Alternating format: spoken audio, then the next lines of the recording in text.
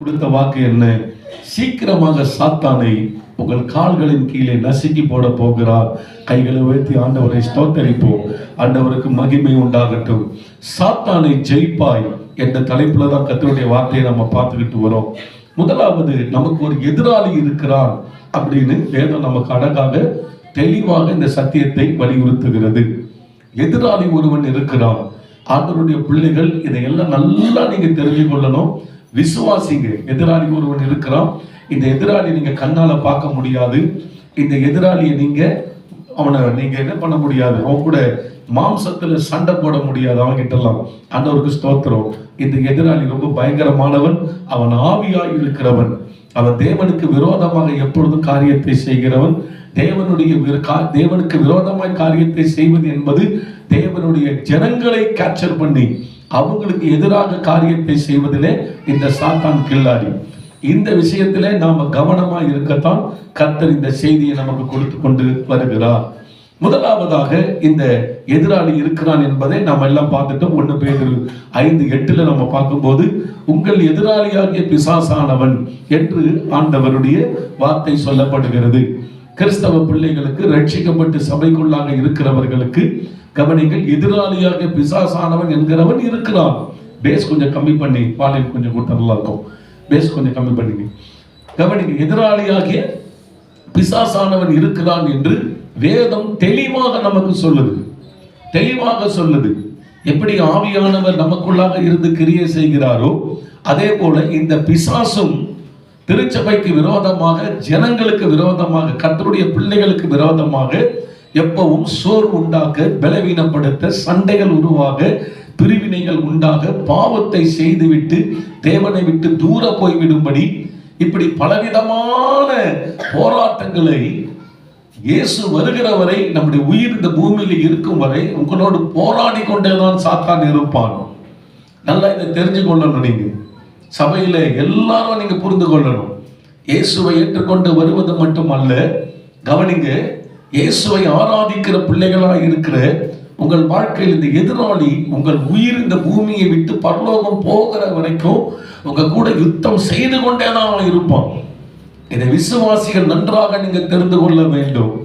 இயேசுவை நான் ஏற்றுக்கொண்டேனே, இந்த பிசாசு பிடியிலிருந்து தான் விடுதலை ஆயிட்டனே, இனி எனக்கு எந்த விதமான பிசாசு போராட்டங்கள் வரவே வராது அப்படின்னு நீங்க நினைச்சீங்கன்னா நீங்க ஒரு ஏமாளியான ஒரு விசுவாசி.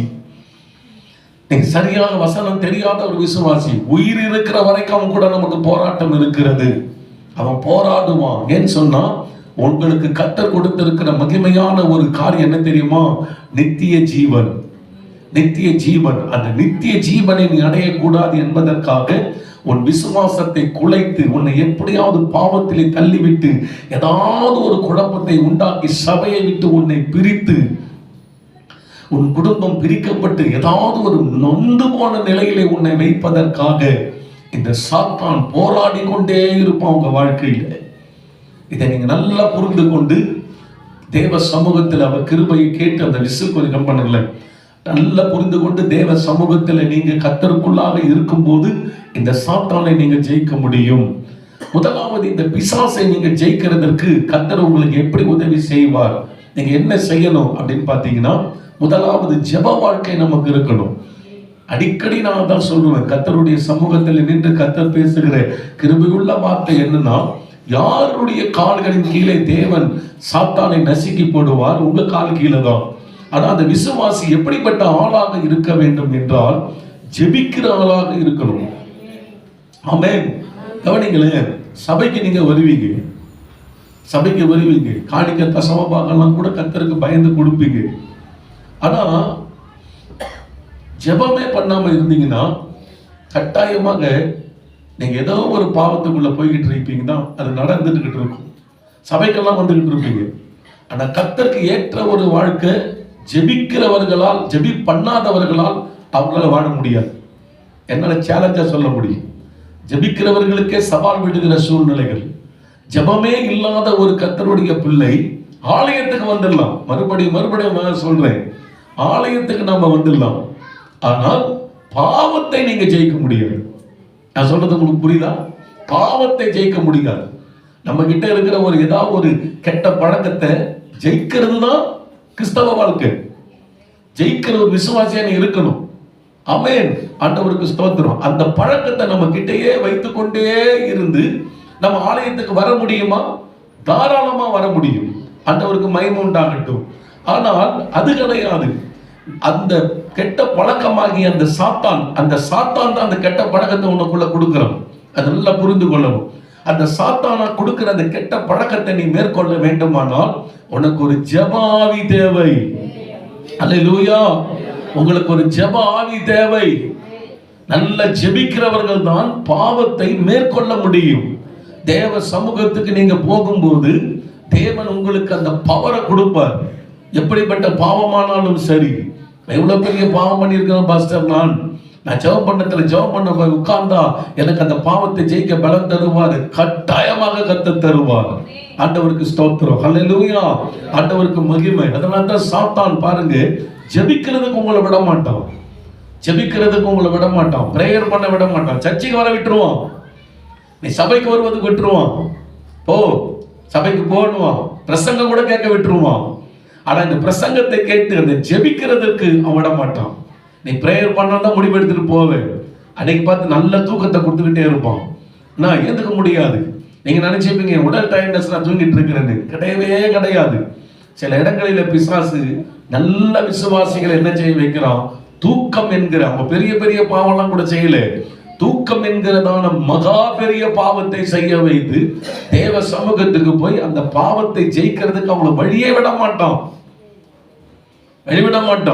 காலையில இருந்து மறுபடியும் அந்த பாவத்தை பண்ணிட்டு போயிட்டே இருப்பாங்க.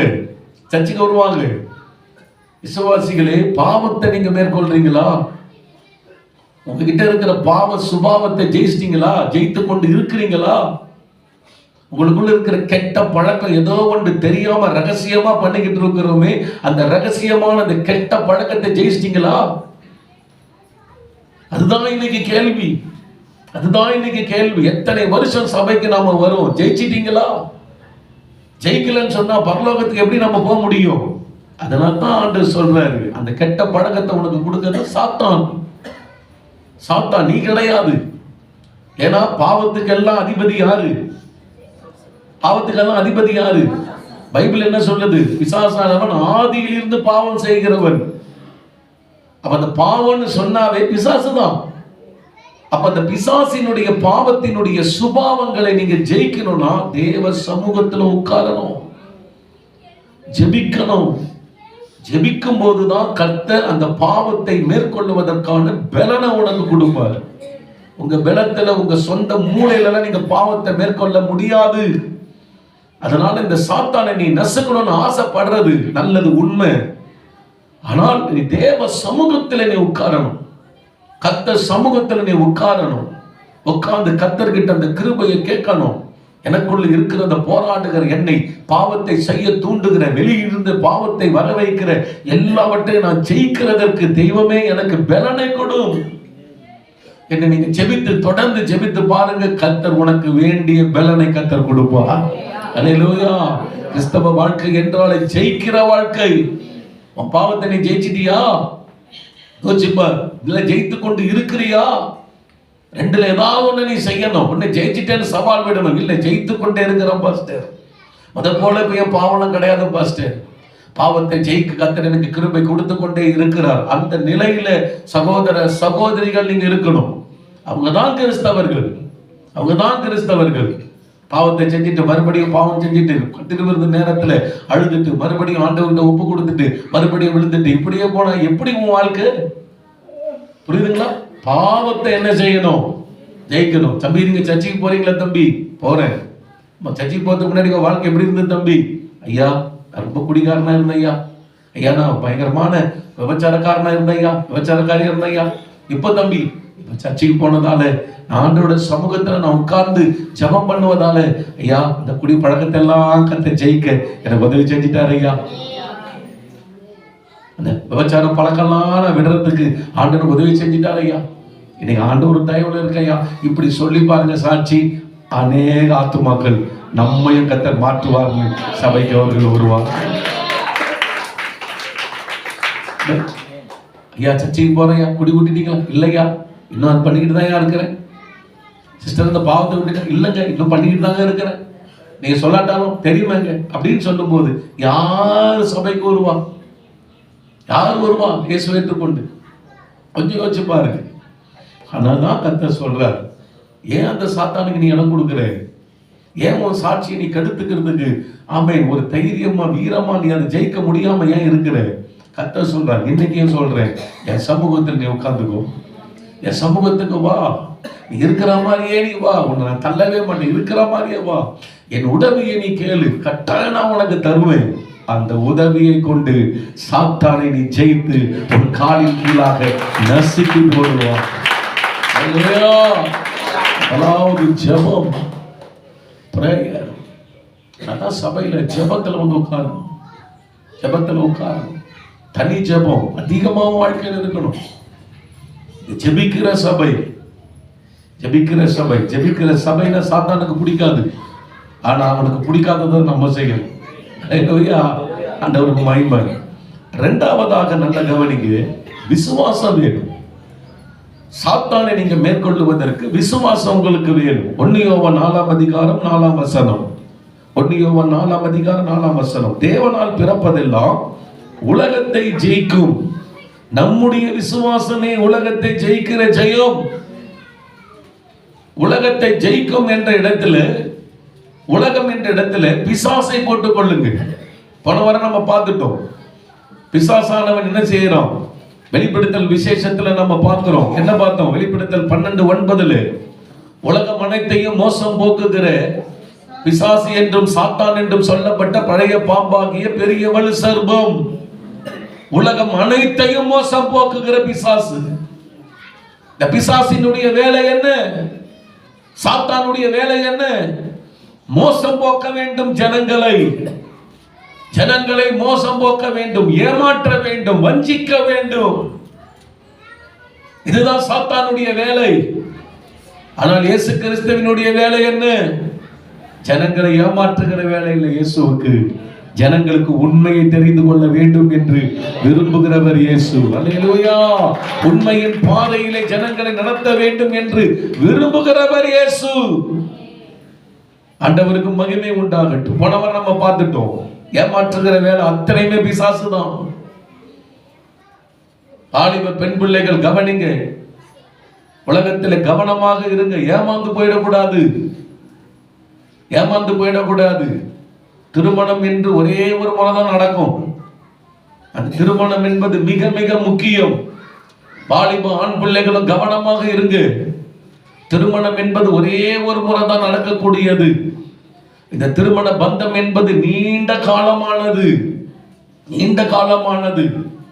உங்களுடைய பார்ட்னர் என்று வரும்போது ஒரு ஏமாற்றுகிற ஒரு வாலிபனை நீ தேர்ந்தெடுக்க கூடாது.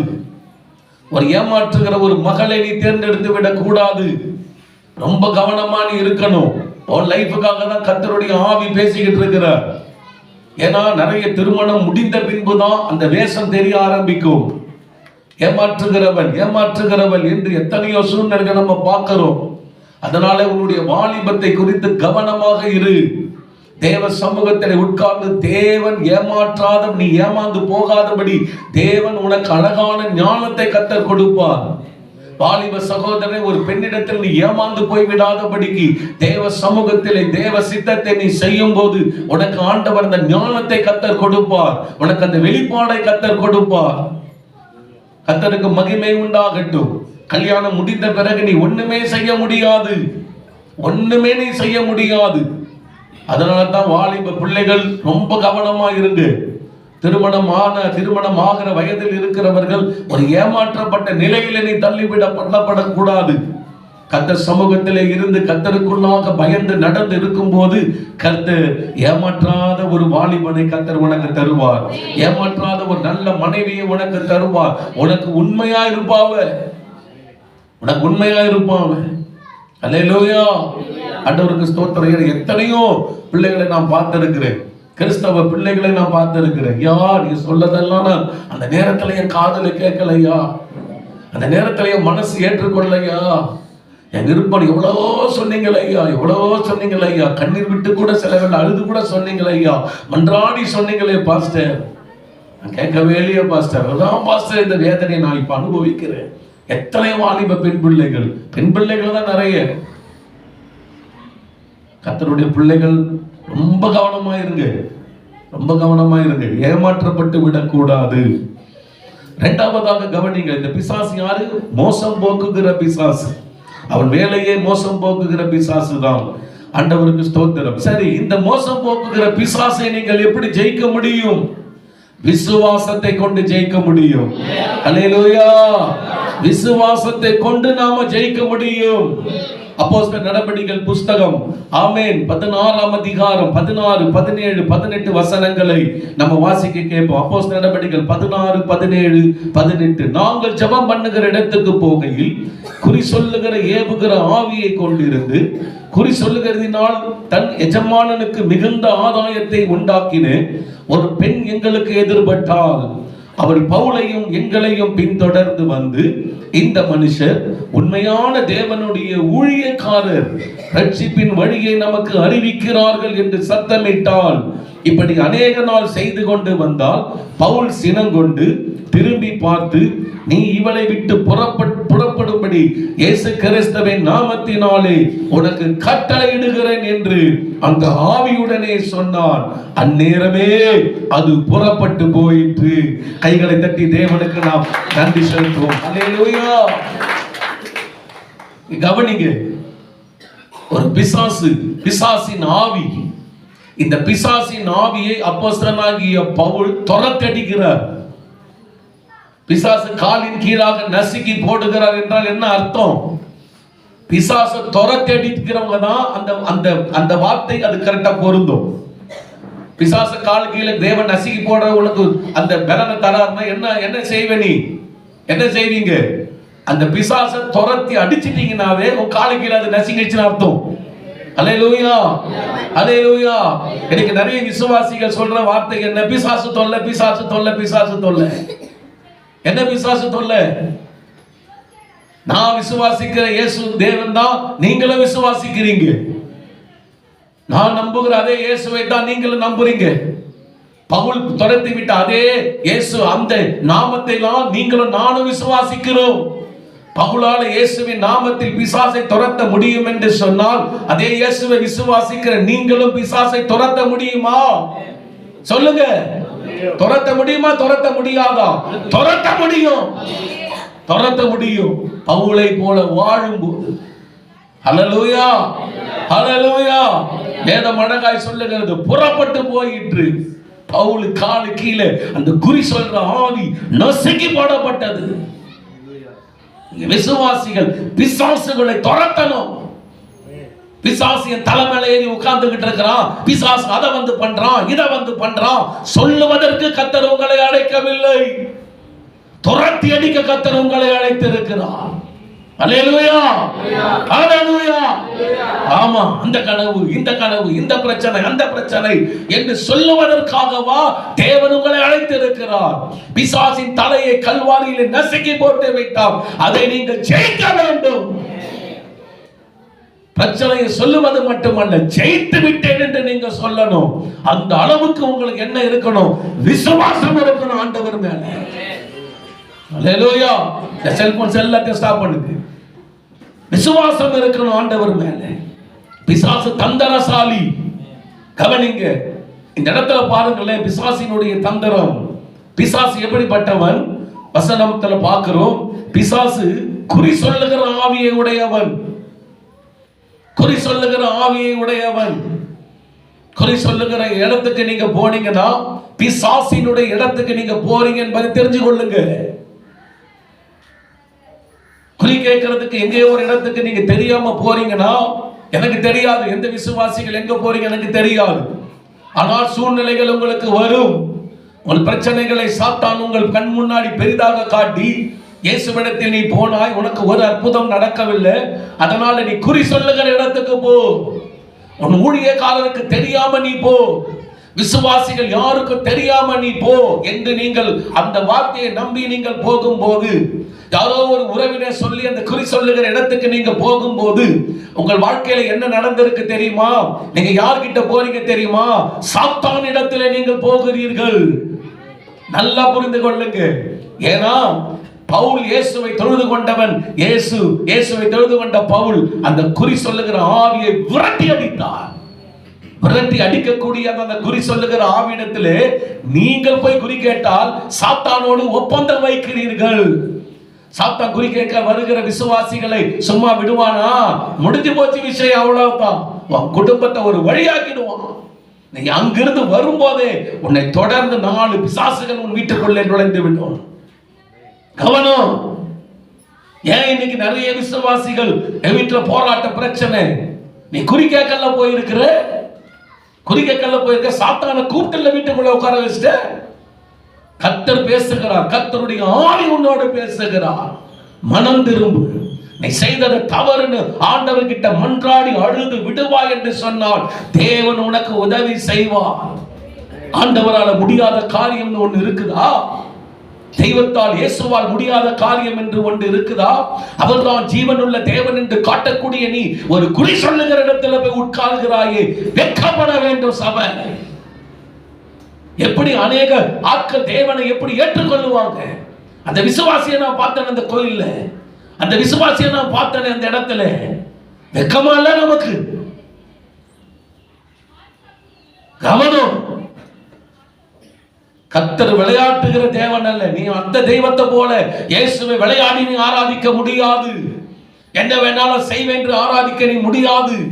நீ செய்கிற எந்த ஒரு தேவனுக்கு எதிரான செயலிலும் சாத்தான் இருக்கிறான். அதனுடைய பாடை நீ தான் அனுபவிப்ப, வேற யாரும் கிடையாது. அதனால்தான் கர்த்தர் பிள்ளைகள் ரொம்ப கவனமா இருங்க. விளையாடிக்கிட்டு இருக்காதீங்க. குறி சொல்லுகிற ஆவி, குறி சொல்லுகிற இடம் சாத்தான் இருக்கிற இடம்.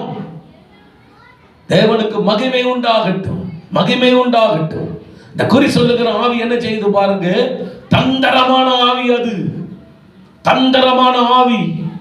நம்ம என்ன செய்வோம்? பிசாசுக்கு என்ன பேர் கொடுத்திருக்கிறோம்? யோவான் 8:44 நினைக்கிறேன் வசனத்துல பாருங்க, அவன் பொய்யனும் பொய்க்கு பிதாவுமாய் இருக்கிறான்னு சொல்லி பிசாசுக்கு நாம கொடுத்திருக்கிற பேர் என்ன? வேதம் கொடுத்திருக்கிற பேர் என்ன? பொய் தான். ஆனால் இந்த வசனத்தை நீங்க நல்லா கோச்சி பாருங்க, படித்து பாருங்க. சாத்தான் அவ்வளவு அழகா உண்மையை சொல்றான். சாத்தான் என்ன செய்யறான்? அவ்வளவு அழகாக உண்மையை சொல்றான். என்ன அழகா உண்மையை சொல்றான் பாருங்க. அப்போஸ்தலர் 16ஆம் அதிகாரம் 16, 17, 18 வசனம். நாங்கள் ஜெபம் பண்ணுகிற இடத்துக்கு போகையில் குறி சொல்ல ஏவுகிற ஆவியை கொண்டிருந்து குறி சொல்லுகிறதினால் தன் எஜமான்களுக்கு மிகுந்த ஆதாயத்தை உண்டாக்கின ஒரு பெண் எங்களுக்கு எதிர்பட்டாள். ஒரு பெண் எங்களுக்கு எதிர்பட்டாள். நிறைய குறி சொல்லுகிற ஆவிகள் பெண்கள் மேல் அமருகிறது.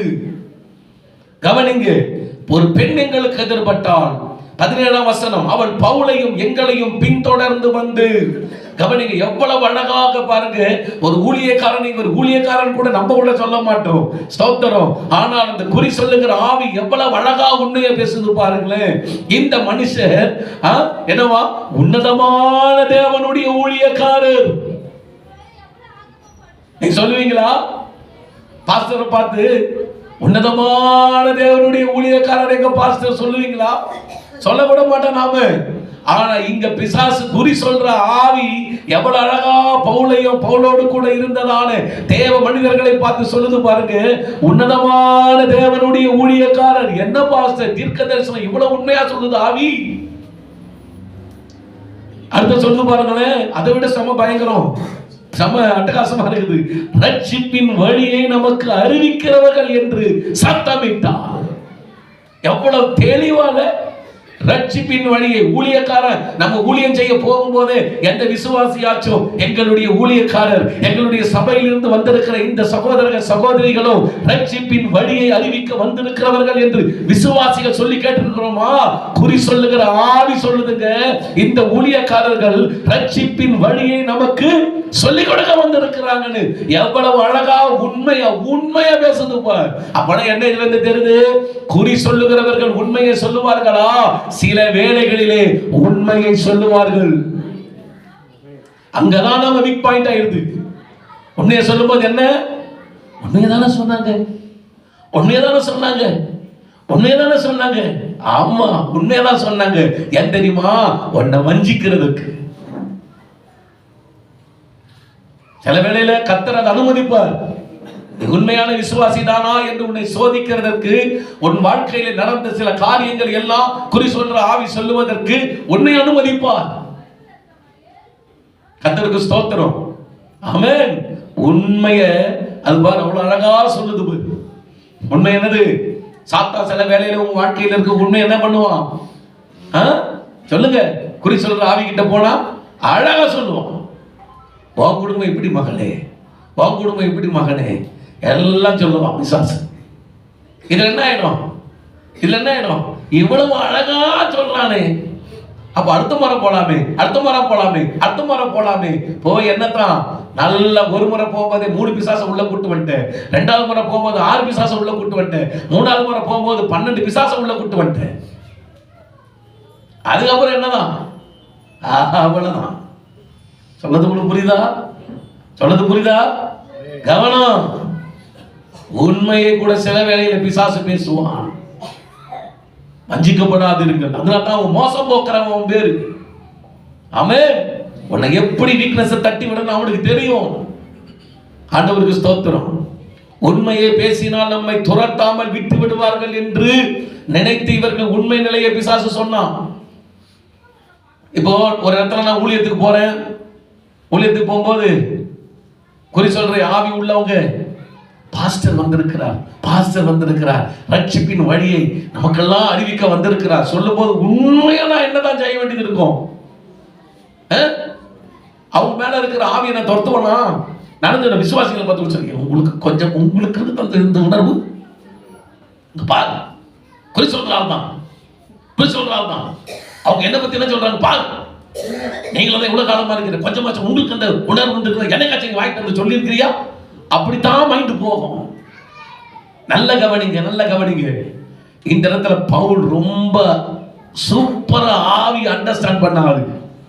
ஆமென். பவுல் தட்டிதானே கொடுத்துருக்கணும் இந்த சிஸ்டரை, உற்சாகப்படுத்தி தானே இருக்கணும். சரியா சொன்னம்மா, கரெக்டா சொன்னம்மா. கூட இருக்கிற ஒரு ஆள் கூட என்ன செய்யல, என்னை பத்தி சொல்லவே இல்லை. நீ சொல்றப்பா எவ்வளவு அப்படின்னு சொல்லி இருக்கணும். ஆனா பவுல இடமே கொடுக்கல, இடமே கொடுக்கல. என்னது? இடமே கொடுக்கல. சாத்தான் தந்திரசாலி. ஆமென். ஹல்லேலூயா. பிசாசு என்னது? தந்திரசாலி. ஏன்னா தன்னை துரத்திடுவாங்க.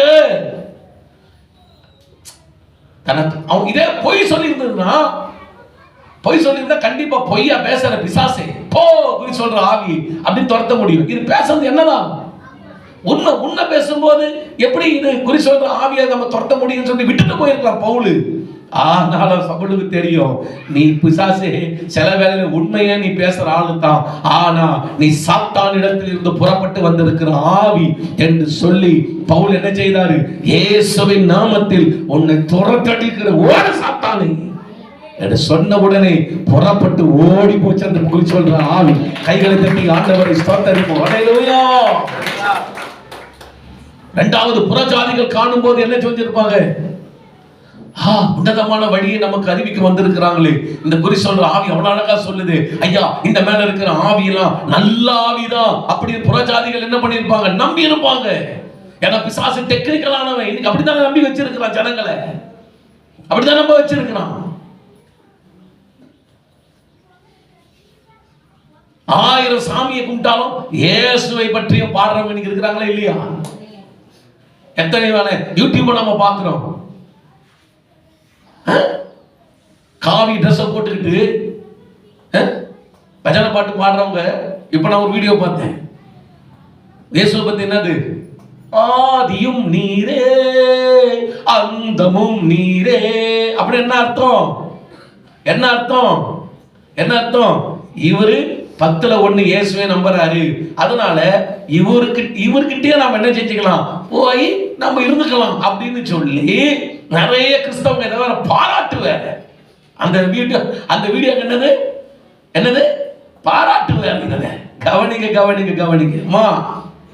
10 சாமியை நான் கும்பிட்டுட்டு இயேசுவும் ஒரு சாமி என்று நான் பாடினால் நான் பிசாசின் ஆவி உடையவன். தெளிவா சொல்றேன். ஆமென். என் ஆண்டவர் கவனிங்க, 10ஓடு 11 கிடையாது ஐயா. நம்ம தெய்வம் 10ஓடு 11 கிடையாது. நம்ம தெய்வம் ஒருத்தர் தான், நம்பர் 1. ஹல்லேலூயா. ஹalleluya. கைகளை தட்டி தேவனுக்கு மகிமை கொடுங்க. நம்ம தெய்வம் ஒருவன் தான், நம்பர் 1 தெய்வம். அத்தோடு ஒண்ணு நோ. அவ தன் மகிமையை யாருக்கு கொடுத்துட்டு என்னைய கொஞ்சம் கூட சேர்த்துக்குங்க சொல்லி பிச்சை எடுக்கிற தெய்வம் கிடையாது நம்முடைய தெய்வம். நம்முடைய தெய்வம் என்னைக்குமே பக்கா நம்பர் 1 தெய்வம். அவர் ஒருத்தர் தான், விட்டு கொடுக்க மாட்டார். ஏன் ஆண்டவர் அந்த விஷயத்துல ரொம்ப கராரா இருக்கிறார். ஒரு கணவன் சொல்ற மனைவியை பார்த்து, ஒரு 10 பொண்டாட்டி வச்சுக்கிறேன், அதுல நீ ஒரு பொண்டாட்டியா? எத்தனை மனைவிக்குமா ஏத்துப்பீங்க? எத்தனை மனைவிக்கு ஏத்துப்பீங்க? மனைவி சொல்ற அதே வார்த்தையை எத்தனை புருஷர்கள் ஏத்துப்பீங்க? ஏய், நீ எனக்கு ஒருத்தனுக்கு மட்டும் தான் நீ சொந்தம். பாரியா, நீ எனக்கு ஒருத்தர் மட்டும் தான் எனக்கு நீ சொந்தம். 10ல் 1 நான் அனுமதிக்க மாட்டேன் சொல்லுவீங்களா இல்லையா? அதேதான் என் மனுஷனுக்கு இந்த உணர்வு இருக்குதுன்னா என் தெய்வத்துக்கு இந்த உணர்வு எவ்வளவு இருக்கையா? எவ்வளவு இருக்கும்? ஒரே ஒரு தெய்வம் தான். கிறிஸ்தவ தேவ ஜனமே, உன் வீட்டில் இயேசு ஒருவர் தான் தெய்வமாக இருக்க வேண்டும். 10ல் 1 சொல்லி அவர் வைக்காத, இல்ல இன்னொன்னு 1 எக்ஸ்ட்ரா வைத்துக் கொள்ளுகிற அந்த தெய்வம் இருக்க மாட்டான். அவர் ஒருத்தருக்கு மட்டும்தான் மகிமை. வைராக்கியமா இருக்கணும் கர்த்தர் பிள்ளைகள், வைராக்கியமா இருக்கணும். ஆமா, இங்க புறஜாதிகள் எல்லாரும் நம்புறதுக்கு இந்த பிசாசு என்ன வந்து பாத்தீங்களா? நான் சொல்றவன் தான், ஆனா இயேசு நல்லவர் சொல்லுவேன், இயேசுவோட ஊழியக்காரங்களோட நல்லவன் சொல்லுவேன், ரட்சிப்பின் வழியை சொல்லுவேன் சொல்லி புறஜாதிகள் எல்லாம் என்ன துரத்தக்கூடாதுன்னு டெக்னிக்கலாக அப்படி உள்ள உட்காந்துட்டு பேசுவாரு. பவுல் செம்மாளு, ஓ மைண்ட் செட் எனக்கு தெரியாதான்னு சொல்லி இயேசுவின் நாமத்துல துரத்தி அடித்தார். குறி சொல்ற ஆவி இயேசு நாமத்தை சொன்ன உடனே அந்த பொண்ணை விட்டு ஓடியா போச்சு. ஹல்லேலூயா, ஹல்லேலூயா. ஆண்டவருக்கு மகிமை உண்டாகட்டும். நீ சாத்தான் உலகத்தை விடுதாக வஞ்சிச்சு வச்சிருக்கிறான். கிறிஸ்துமஸுக்கு 18 சொந்தக்காரர்களை அழைத்தேன். எல்லாம் என்னுடைய சகோதரிகள், என்னுடைய சகோதரிகளுடைய குடும்பத்தார்கள், ஏகப்பட்ட அக்காங்க இருக்கிறாங்க. எல்லாரும் வாங்க, எல்லாரும் வாங்க வாங்க, கிறிஸ்துமஸ் அன்னைக்கு எப்படியாச்சும் இயேசுவை தொழுது கொள்ள வேண்டும். எல்லாரையும் கூப்பிட்டேன். நல்ல கவனிங்க, கொஞ்ச நாள் ஆகும்.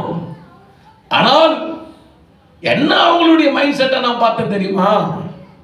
இயேசுநாதர் நல்லவர் சொன்னவங்க வந்த அத்தனை பேருமே இயேசுநாதர் நல்லவர் நல்லவர். அவன் சொன்னது என்ன? எங்க சாமியும் கூட அவரும் ஒருத்தர். அந்த அத்தனை பேரும் எத்தனை சொல்லுங்க.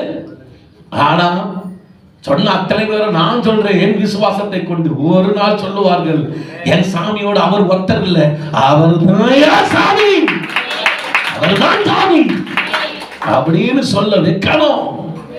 ஹல்லேலூயா. ஆண்டவருக்கு மகிமை உண்டாகட்டுங்க. கர்த்தருக்கு ஸ்தோத்திரம். ஆமென். என்ன அவங்கள என்ன வஞ்சிக்கப்பட்டு இருக்கிறாங்கன்னு அர்த்தம். அவங்க மனமெல்லாம் வஞ்சிக்கப்பட்டு போய் கிடக்குது.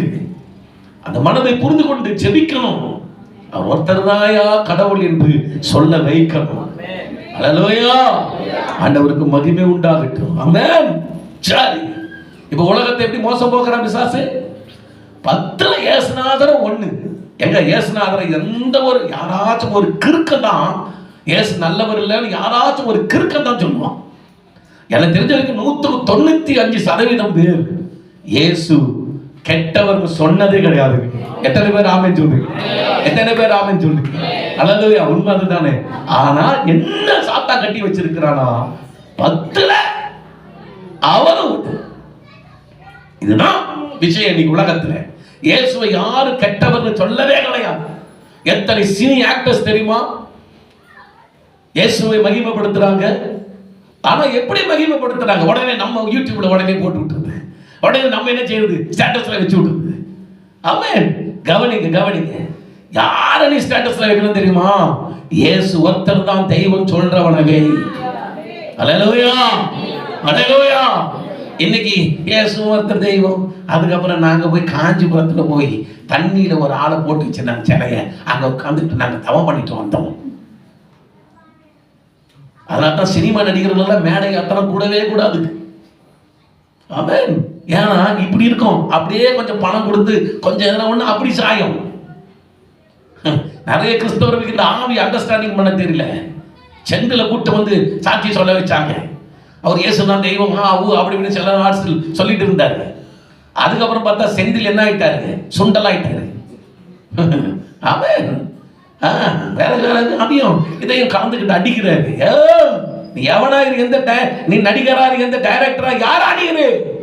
அவர் ஒருத்தர் தான் தெய்வம், அவர் ஒருத்தர் தான் தெய்வம். அப்படி சொன்னா தானே கிறிஸ்தவின் ஆவி. இல்லைன்னா குறி சொல்லும் ஆவி, உலகத்தின் பிசாசின் ஆவி, மோசம் போக்குகிற ஆவிக்குள் நீ மாட்டிக்கொண்டிருக்கிறாய் என்ற அர்த்தம். இன்னைக்கு விசுவாசிகள் உங்களுக்கும் சொல்றேன், இயேசுதாயா தெய்வம் என்று அவரு நினைக்காமல் இன்னும் சிலதெல்லாம் கூட அப்படி நினைச்சிருந்தா உனக்குள்ள பிசாசு இருக்குது, உனக்குள்ள பிசாசு இருக்குது. நீ எத்தனை வருஷம் சர்ச்சைக்கு நீ வந்திருக்கிற ஆளா இருக்கலாம், உனக்குள்ள பிசாசு இருக்குது. உன் தலைமையிலே கை வச்சு இயேசுவின் நாமத்தில் வெளியே வா பிசாசே, இயேசுதான் தெய்வம் என்று சொல்லாதபடிக்கு எனக்குள்ள சில விதமான தெய்வங்கள் எண்ணங்களை கொடுக்கிற ஆவியை வெளியே வான்னு சொல்லி வரும். வந்தெடுப்ப கொட்டாயமா உன்னை விட்டு உனக்கு ஆச்சரியமா இருக்கும். அல்லேலூயா. உண்மை. வஞ்சிக்கிற ஆவி, மோசம் போக்குகிற ஆவி. இந்த ஆவி எப்படி பாச துரத்தது? 10 நிமிஷத்துல நான் சொல்லி முடிக்கணும். அப்போஸ்தலர் 16:16 வாசிக்க கேட்கிறேன், வாசிப்போம், கவனிங்க. அப்போஸ்தலர் 16:16 நாங்க ஜெபம் பண்ணுகிற இடத்துக்கு போகையில் குறி சொல்ல ஏவுகிற ஆவியை கொண்டிருந்து குறி சொல்லுகிறதினால் தன் எஜமான்களுக்கு மிகுந்த ஆதாயத்தை உண்டாக்கின ஒரு பெண் எங்களுக்கு எதிர்பட்டார். அவர் பவுலையும் எங்களையும் பின்தொடர்ந்து வந்து, இந்த மனுஷர் உன்னதமான தேவனுடைய ஊழியக்காரர், ரட்சிப்பின் வழியை நமக்கு அறிவிக்கிறவர்கள் என்று சத்தமிட்டார். இப்படி அநேக நாள் செய்து கொண்டு வந்தால் பவுல் சினம் கொண்டு, ஃபர்ஸ்ட் பாயிண்ட், சாத்தானை உங்கள் காலின் கீழே நசுக்கி தேவன் போட வேண்டுமானால் இப்படிப்பட்ட அந்தகார ஆவிகளின் மேல் உங்களுக்கு கோபம் வர வேண்டும். சொல்லுங்க, சொல்லுங்க, சொல்லுங்க. என்ன வரணும்? சிலர்லாம் இதுல இருந்தெல்லாம் ரசிக்கப்பட்டு வரணும். சர்ச்சில் எல்லாம் சொல்லதுன்னா அம்மன், நாங்க அம்மனை கும்பிட்டோம், அம்மனை கும்பிட்டோம் சொல்லி வாயில வந்துச்சுன்னா இன்னும் என்னதான் உனக்கு என்ன வரல உன் மேல, அது மேல சொல்லுங்க.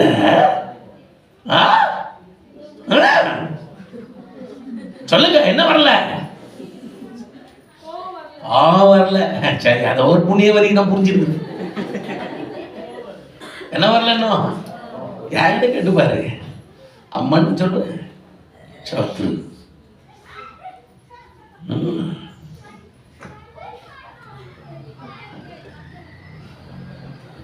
பேர சொல்ல அறுவரு பண்ணணும். அதுக்கு போய் மகிமை செலுத்திக்கிட்டு அது பேர அப்படியே ரொம்ப சந்தோஷமா சொல்லிக்கிட்டு பவுலுக்கு என்ன வந்துச்சான்? குறி சொல்றாங்க பார்த்த உடனே கோபம், சினம் கொண்ட கோபம் வரணும். நாய் வீட்டுக்குள்ள வந்துச்சுன்னா எத்தனை பேர் சந்தோஷமா? எங்க வீட்டுல லக்கி ஒரு நாய்க்கு, நல்ல நாய், அறிவுள்ள நாய். ஆனா சில பேர்ல அறிவு இல்லாம போயிடுது. நல்லா சுத்தி கித்தி நாத்தம் முடிச்சிருக்கும் உடம்பு. கதவு எப்படா திறந்துருக்கோம்னு பார்க்கும். உரிமையை வளர்த்துட்டுமே என்ன பண்ணுது? கப கப கபன்னு வீட்டுக்குள்ள வரும், கடற்கரை மாட்டு வரும். வந்து சாப்பாடை வீட்டுக்குள்ள என்ன பண்ற, வெளியே வச்சா மற்ற நாய்க்கு சாப்பிட்டு லக்கிக்கு தான் வரும். ஆனா சில வெள்ள அடிக்கும் பாரு, கப்பு செம்ம ஸ்மெல். கோபம் வரும் பாரு, எனக்கு அப்படி வரும் கோபம். ஓடி போயிடு லக்கி, முத வெளியே ஓடு. சில வேலை போவாது, கொம்பை எடுத்து வான்னு சொல்லிட்டு என்ன பண்றது, ஏன்னா அவ்வளவு நாத்தம். அப்போ இதுங்களெல்லாம் சொல்லும் போது என்ன வரணும் நமக்கு? கொம்பெடுத்து போடுற அளவுக்கு கோபம் வரணும். ஆமென் சொல்லுங்க. ஆமா, மக்கள் மேல கோபப்பட்டுறாதீங்க, இந்த ஆவி மேல நமக்கு கோபம் இருக்கணும். கும்பிடுற அந்த ஆளுங்க மேல கோபப்பட்டுறாங்க.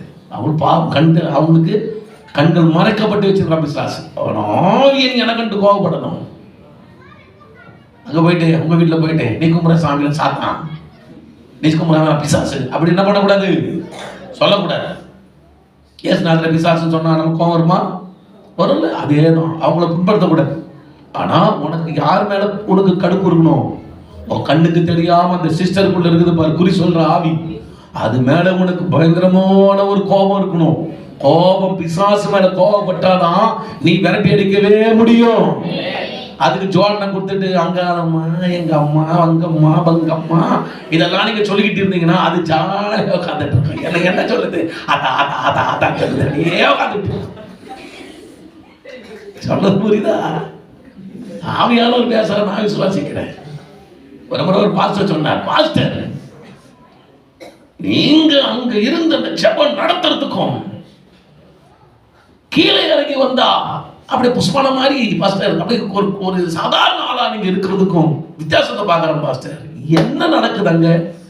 மேல ஏறும்போது ஆவியானவர் ஆளுக்கு செய்து விடுகிறார். ஹல்லேலூயா, ஆமென். இறங்கி போயிட்டு பேசும்போது அவர் ஆளுக்கு கூட தான் இருக்குது. ஆனா பேச வேண்டிய நேரம் தான் அவருடைய நேரம். கீழே வரும்போதும் அவர் பேசக்கூடியவர், ஆனாலும் இயற்கையாக ஒரு மனிதனை போலதான் வைக்கிறார் ஆண்டவர். அதாங்க டிஃபரெண்ட். கவனிங்க, கோபம் வரணும், கோபம் வரணும். அவன் சொல்லுங்க, சினங்கொண்டு சொல்லுங்க, சினங்கொண்டு, சினங்கொண்டு கோபம் வரணும். சினங்கொண்டு என்ன அர்த்தம்?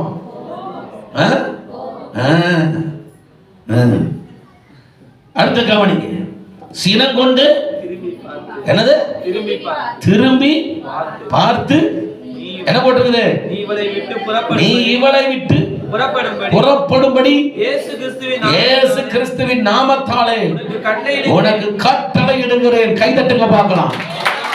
அல்லேலூயா சொல்லிக்கிட்டே கைதட்டுங்க பார்க்கலாம். அல்லேலூயா, தேவனுக்கு மகிமை உண்டாவதாக. அந்த குறி சொல்ற ஆவிய எனக்கண்டு சினம் கொண்டு என்ன செய்யறாரு? இப்ப கவனிங்க, யாரு சில இடத்துல பிசாசு துறந்ததை பாரு. போ பிசாசே, போ பிசாசே, அதுல அப்படின்னு என்ன போ பிசாசே போவாது. அது சொல்ல, ஆடனே ஐயா சூப்பர் விசுவாசம், இவங்க யாரா எவ்வளவு வருஷம் 10 வருஷம் செஞ்சு போ பிசாசே, போ பிசாசே. அது சொல்லும் 10 வருஷம் நீ சர்ச்சுக்கு போனாலும் ஒன்னத்துக்கு லாய்க்கலாத ஏன்னா உன்னை பார்த்தா சிரிப்பா இருக்கு அப்படின்னு சொல்லும். விசுவாசிகள் எப்படி இருக்கணும் தெரியுமா?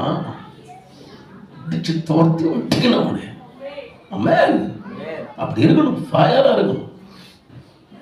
ஒரு முறை ஒருத்தவங்க வீட்டில் சாம்பர் அடிக்கடி அலங்குறோம் வச்சுக்கணும். வைட்டா கல் எடுத்து நரம் கடிக்கிறான்,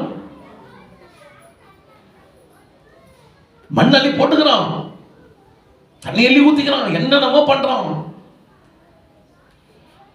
நிறைய பேருக்கு பாஸ்டர் எப்ப தெரியுமா ஞாபகம் வருவாரு? ஞாபகத்துக்கு இந்த பிசாசு குடிக்கும் போதான் ஊருக்கே அதான் வருவார் ஞாபகம். ஓடு ஓடு, அங்க ஒரு ஏமாளி ஒருத்தர் இருப்பான், அங்க இருக்கிற பந்தாங்க எல்லாரும் பாஸ்டர் வந்து கூட்டு கூடு கூடு கூடு கூடு. உண்மையா சொல்றாங்க, வந்து கூப்பிடும் போது பாஸ்டர் பாஸ்டர் உடனே வாங்க பாஸ்டர், வாங்க பாஸ்டர், மண்ணெல்லாம் போட்டுக்கிறான், நான் கடிக்கிறான், அப்படி பண்ணான். கவனிக்க, உடனே வண்டி எடுத்துக்கிட்டு அங்க இருந்து அந்த தம்பியை கூட்டுக்கிட்டு வரும்போது அந்த வீட்டு வாசல்ல வரும்போது, இயேசுவே இந்த மகனுக்காய் நான் நினைச்ச பயங்கரமான ஆட நினைச்சு பார்த்தா பாப்பர் பிரதர், நான் யாருக்கு தெரியுதா? நீங்க யாரு? ஐயா சொல்ற. ஐயாடா ஐயாடா, என்ன சாப்பிட்றவங்க தெரியாதுல்ல. ஐயாடா ஐயாடா, பாஸ்டர் யார்? பாஸ்டர் அப்படின்னா. இவங்க யாரு? அம்மா. இவங்க யாரு? அப்பா. தெளிவா இருக்கும். அப்ப பாஸ்டர் இப்பதான் மண்ணெல்லாம் அள்ளி கர கர கரன்னு போட்டான், தண்ணி எல்லாம் ஊத்தலாம், என்னென்னமாலும் பண்ண, என்னெல்லாம் அட்டகாசம் பண்ண, அடிச்ச கொண்ட முடிய பிடிச்சோம். இப்போ தெளிவா இருக்கணும் பாஸ்டர். என்ன நடந்தது தெரியுமா? அங்க கேட்டாண்ட இருந்து வண்டி எடுக்கும் போதே தெரியும், துரத்தி நம்மளை வேதனைப்படுத்த ஒருத்தன் வராயா, ஒருத்தன் வராயா, அவன்கிட்ட நம்ம சித்திரவதை பண்ண முடியாதுயா. ஓடி நான் இப்ப பிசாசுக்கு தெரியுது. நீ துரத்துக்கிட்டு இருக்கும் போதே நீ பிசாசு சரி பாஸ்டரை போய் கூட்டு போனா அதுக்கு நல்லா தெரியும். பாஸ்டர் கூட்டு வர போறீங்களா? நான் சொல்றேன், ஒரு குரு பாஸ்டர் மட்டும் அப்படி கிடையாதுங்க. என் சபையில் இருக்கிற எல்லா கத்தர் பிள்ளைகளும் மட்டுங்களும் சாத்தான் அங்க இருந்து அந்த பிரதரை கூட்டுவாங்க, இந்த சிஸ்டரை கூட்டுவாங்க. சொல்லும் போதே ஐயோ அது விலகி போயிடணும். ஆமென். அப்படி இருக்கணும் விசுவாசிங்க. அவங்களே சொன்னாங்க வாய் திறந்து, பாஸ்டர் நீங்க வரதை தெரிஞ்சு ஓடிட்டு இருக்கு உனக்கு புடிய வரி அதான் உண்மை. ஆமென். ஓடணும். சில பிசாசுகள் சத்து போகும்போது கவனிங்களேன், நடந்துட்டு இருக்கோம், போய் நின்னோம்னா அப்படின்னும் மிரள வைக்கணும். பக்கத்துல போய் சொல்லுங்க, சாத்தான மிரளவை தலைமலையில் உட்கார வச்சுறாரு, மிரளணும். ஆமென் ஆமென் அல்லேலூயா. கர்த்தருக்கு ஸ்தோத்திரம். கவனிங்க, கடைசியா சொல்லிடுறேன். எந்த நாமத்துல பிசாசு துரத்தினார் பவுல்? சத்தமா சத்தமா சத்தமா இயேசு கிறிஸ்துவின் நாமத்தினாலே. ஏன் அந்த நாமம்? ஏன் அந்த நாமம்? நாமம்னா மற்ற நாமம் தான் நமக்கு ஞாபகம். ஏடு குண்டா லோகண்டா இதான் நம்ம ஞாபகம். சோத்திரம். ஏன்னா அது வந்து குழந்தை புளிச்ச புளிதான நாம. இயேசு நாமத்தை தூக்கி போடுங்க எல்லாத்தையும். அவன் நமக்கு நாமம் எந்த நாமம்? நாமம் என்றால் இது சமஸ்கிருதத்தில் எழுதப்பட்டிருக்கு, சான்ஸ்கிரிட் பைபிள். அதாவது அந்த அந்த காலத்து வார்த்தைகள். பெயரினாலே. என்னது? பெயராலே, இயேசுவின் பெயரினாலே. அதுதான் நாமம். பெயர் என்றால் நாமம். சரியா? கவனிங்க, பிசாசை நீங்க துரத்தும் போது எந்த நாமத்தை சொல்லணும்னா, பேர் சொல்லணும், இயேசு கிறிஸ்துவின் நாமம். இதுக்குதான் பயப்படும். எங்க பாஸ்டர் யார் தெரியுமா? அது சொல்ல, உன்னையும் தெரியும், உங்க பாஸ்டரையும் தெரியும், போடா ஜூஜுப்பி அப்படின்னு அதான் பேசும் பிசாசு. பிசாசு பயங்கரமான ஆளு. சில வேளை ஒரு பாஸ்டர் ஜெம்மன்னே பிசாசு திடீர்னு அங்க இருக்கிற கத்தி எடுத்து குத்திட வாய்த்தல அப்படின்னு பாஸ்டர் மிரட்ட பிடி பிடி பிடி பிடி. பயங்கரமான பிசாசு. ஐயோ, அருவருப்பான கரையெல்லாம் பண்ணுவான் பிசாசு. ஒரு முறை ஏன்னா பிசாசு பார்க்குற பாஸ்டர் நான் இருந்துக்கிறேன், எனக்கு ரொம்ப பிடிக்கும் அந்த டெக்னிக்கல் கற்றுக்குப்பேன். பிசாசு தொத்திலே இருக்கிறாரு, திடீர்னு பண்றான். சொல்ல கொஞ்சம் கூச்சமா தான் இருக்கு. டக்குனு பேண்ட கேட்டு சரக்கு பார்த்துட்டு போறான். அறுவரு பாவி.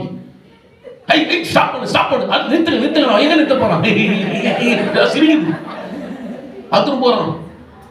உடனே என்ன பண்றது, அவங்க வீட்டாங்க பாஸ்டர் வெளியே வந்துட்டாரு. உடனே பேண்ட கிட்டலாம் மாட்டி கொடுத்து, அப்படிதான் பண்ணுவேன், போக மாட்டேன், இப்படிதான் பண்ணுவேன். பயங்கரமா பண்ணும் பிசாசு. ஐயோ, அப்படிப்பட்ட பிசாசை எந்த நாமத்துல தோத்தடிக்க முடியும்?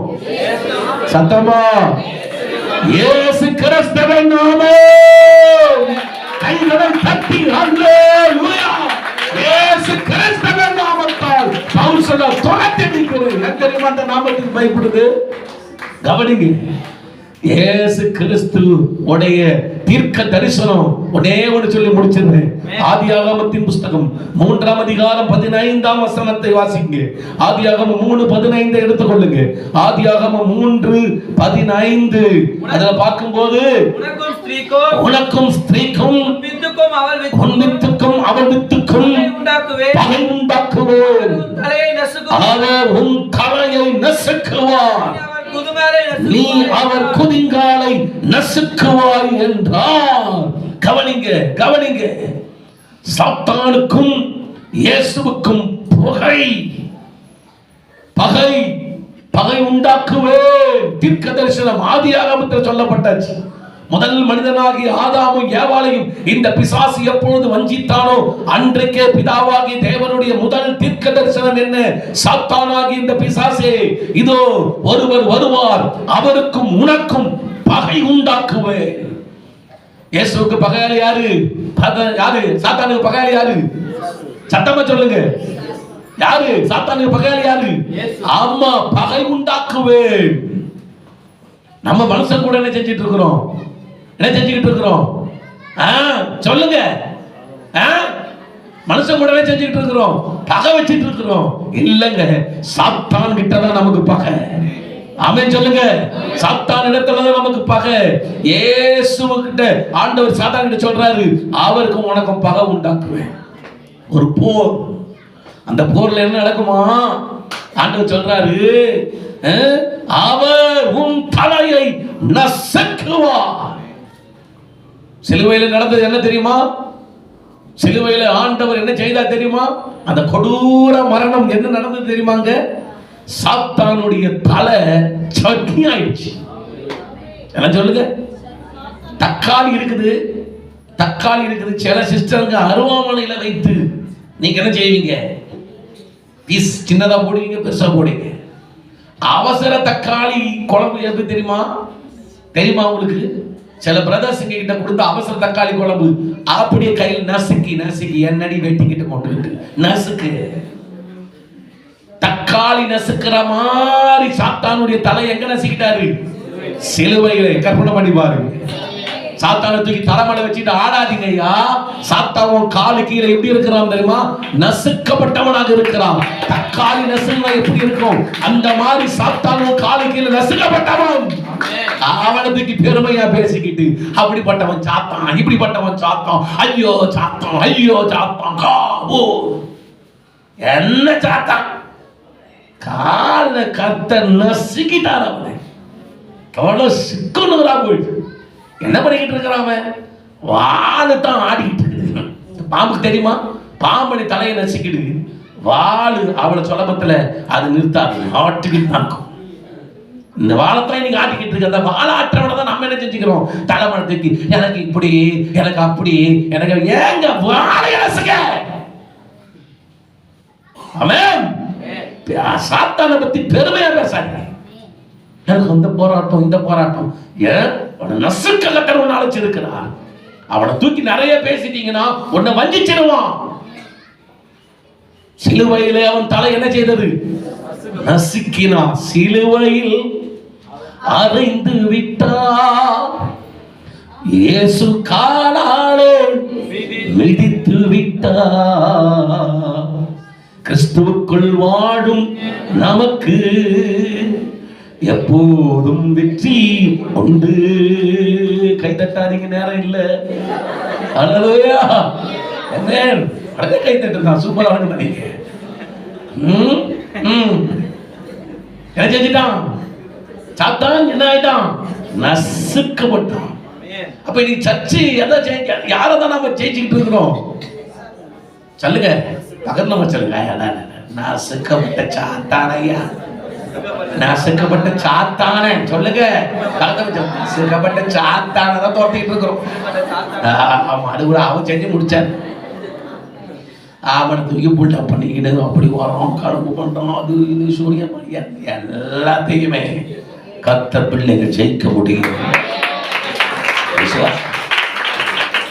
எங்க நான் சொல்றேன், ஒரு அழகான மாத்திரை சொல்றேன். இதை நான் டாபிக் அடுத்த வாரம் எடுக்கிறேன். நைபிள் ஒரே ஒரு மாத்திரை சொல்றேன். எங்க 1000 சத்துரு போராட்டம் இருக்கிற ஒரே ஒரு வேர்டை மட்டும் ஒரு நாளைக்கு தாரக மந்திரம் போல ஒரு 100 முறை 1000 முறை சொல்லுங்க.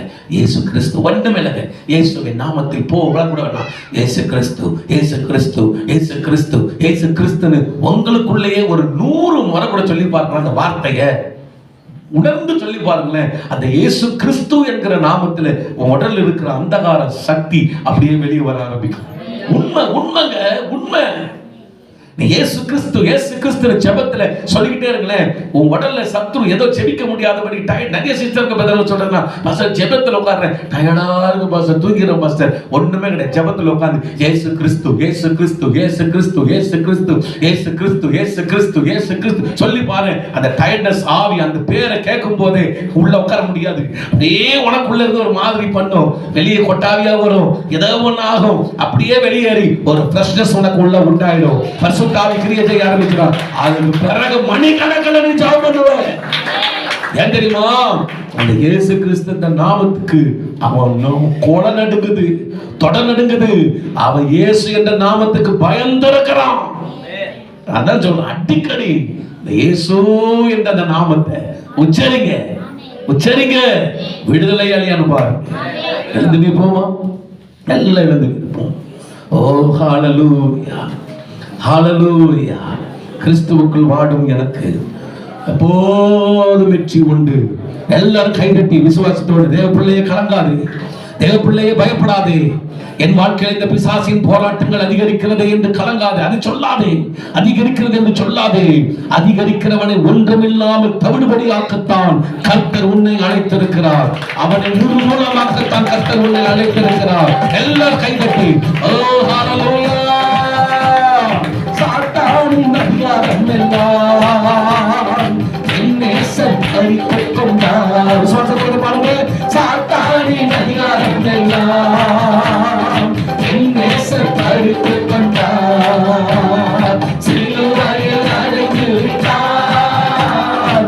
சிலுவையில் அடைந்து விட்டார். இயேசு காலாலே இனித்து விட்டார். இயேசு காலாலே இனித்து விட்டார். அசுத்தால் வளர்ந்தது கிறிஸ்தவர்கள் வாழும் எனக்கு எப்போதும் வெற்றி ஒன்று. கிறிஸ்தவர்கள் வாழும் நமக்கு எப்போதும் வெற்றி நடப்பாது. வெற்றி வந்து லாபத்திலே வெற்றி வந்து